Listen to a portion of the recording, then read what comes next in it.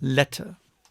Samuel F. Billington and Son, Solicitors, Whitby, to Messrs. Carter, Paterson and Company, London, 17th August.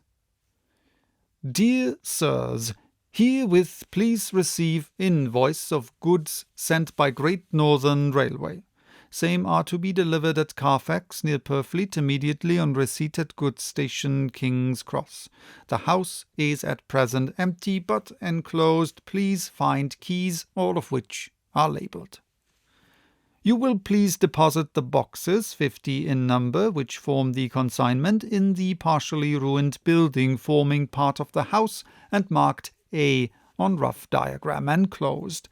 Your agent will easily recognize the locality, as it is the ancient chapel of the mansion. The goods leave by the train at 9:30 tonight and will be due at King's Cross at 4:30 tomorrow afternoon. As our client wishes the delivery made as soon as possible, we shall be obliged by your having teams ready at King's Cross at the time named and forthwith conveying the goods to destination.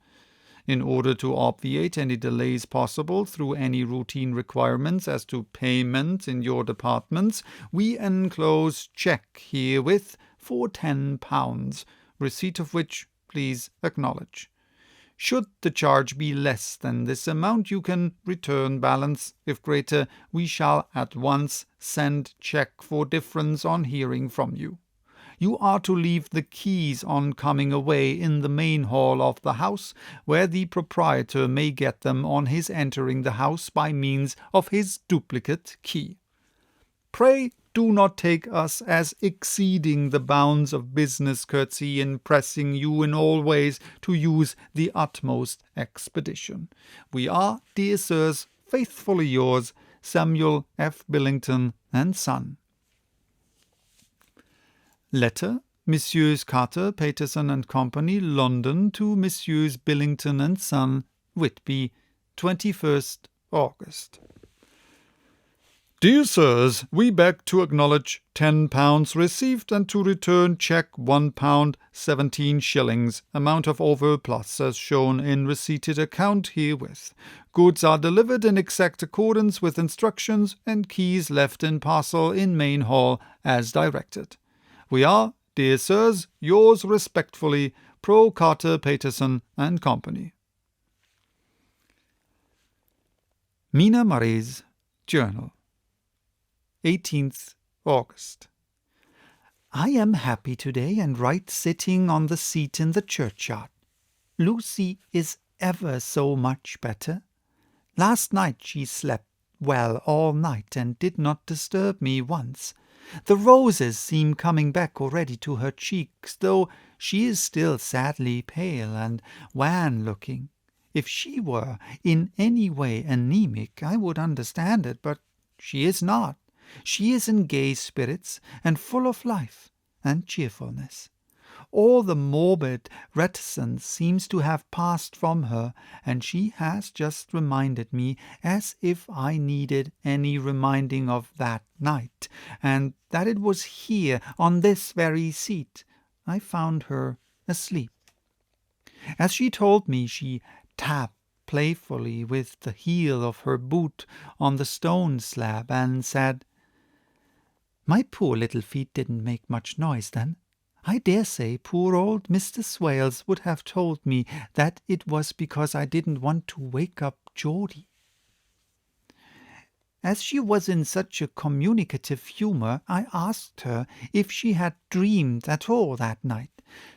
Before she answered, that sweet puckered look came into her forehead, which Arthur, I call him Arthur from her habit, says he loves, and indeed I don't wonder that he does.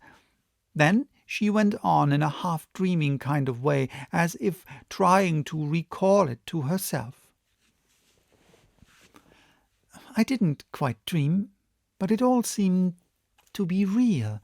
I only wanted to be here in this spot. I don't know why, for I was afraid of something. I don't know what. I remember, though I suppose I was asleep, passing through the streets and over the bridge. A fish leaped as I went by, and I leaned over to look at it, and I heard a lot of dogs howling.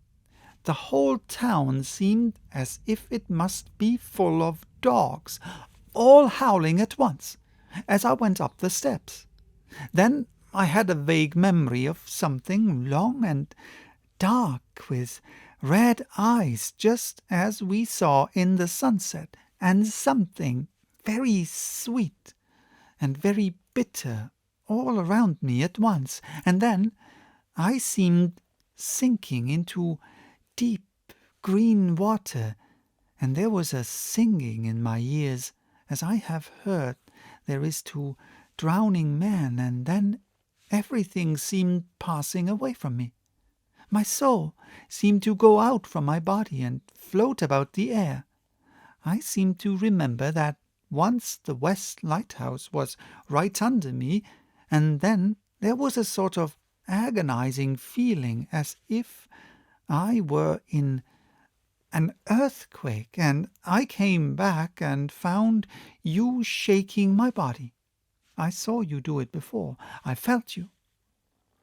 Then she began to laugh.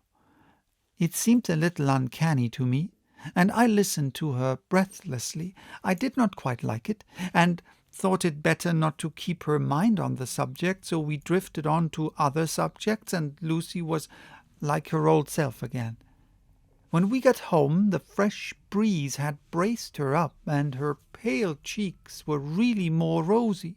Her mother rejoiced when she saw her, and we all spent a very happy evening together.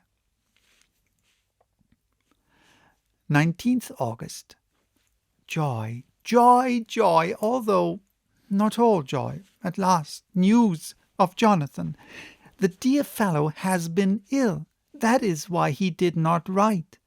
I am not afraid to think it or say it, now that I know. Mr. Hawkins sent me on the letter, and wrote himself, oh, so kindly. I am to leave in the morning and go over to Jonathan, and to help to nurse him if necessary, and to bring him home. Mr. Hawkins says it would not be a bad thing if we were to be married out there. I have cried over the good sister's letter till I can feel it wet against my bosom, where it lies. It is of Jonathan, and must be next my heart, for he is in my heart. My journey is all mapped out, and my luggage ready. I am only taking one change of dress. Lucy will bring my trunk to London and keep it till I send for it, for it may be that I must write no more. I must keep it to say to Jonathan, my husband. The letter that he has seen and touched must comfort me till we meet. Letter, Sister Agatha, Hospital of St. Joseph and St. Mary, Budapest, to Miss Wilhelmina Murray. 12th August. Dear Madam, I write by desire of Mr. Jonathan Harker, who is himself not strong enough to write, though progressing well, thanks to God and St. Joseph and St. Mary. He has been under our care for nearly 6 weeks, suffering from a violent brain fever. He wishes me to convey his love, and to say that by this post I write for him to Mr. Peter Hawkins, Exeter, to say with his dutiful respects that he is sorry for his delay, and that all of his work is completed. He will require some few weeks' rest in our sanatorium in the hills, but will then return. He wishes me to say that he has not sufficient money with him, and that he would like to pay for his staying here, so that others who need shall not be wanting for help. Believe me, yours with sympathy and all blessings, Sister Agatha. P.S. My patient being asleep, I open this to let you know something more. He has told me all about you, and that you are shortly to be his wife. All blessings to you both. He has had some fearful shocks so says our doctor, and in his delirium his ravings have been dreadful, of wolves and poison and blood, of ghosts and demons, and I fear to say of what. Be careful with him always, that there may be nothing to excite him of this kind for a long time to come. The traces of such an illness as his do not lightly die away. We should have written long ago, but we knew nothing of his friends, and there was on him nothing that any one could understand. He came in the train from Klausenburg, and the guard was told by the station-master that he rushed into the station, shouting for a ticket for home. Seeing from his violent demeanour that he was English, they gave him a ticket for the furthest station on the way thither that the train reached. Be assured that he is well cared for. He has won all hearts by his sweetness and gentleness. He is truly getting on well, and I have no doubt will in a few weeks be all himself. But be careful of him for safety's sake. There are, I pray God and Saint Joseph and Saint Mary, many, many happy years for you both.